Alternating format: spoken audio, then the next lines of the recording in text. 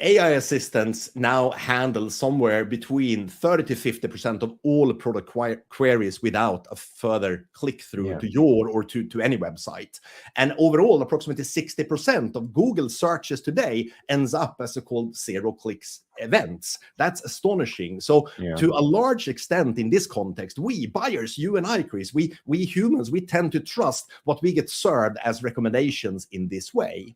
And today we're getting these comparisons, these recommendations, and these purchase offerings served directly by Copilot, ChatGPT, or Google's AI overviews. And this is what Answer Engines is about in this context. When a buyer, a procurement manager, a specification engineer, a buyer at a retail chain asks one of these systems a product question, there is no long list anymore of results that are served back to them. They can then receive just single directed answers. And the manufacturers who understand this, they have stopped thinking about who they've always competed with on a brand level and started thinking about which companies and products will be in the AI answers and which won't. That's a new competitive landscape. And this is not a future shift. It's actually happening right now in the queries that your buyers, also that you and I are running right now. And I would say that answer engine optimization, AEO, is becoming as critical to product discoverability and revenue as SEO has been for the last 15 years. And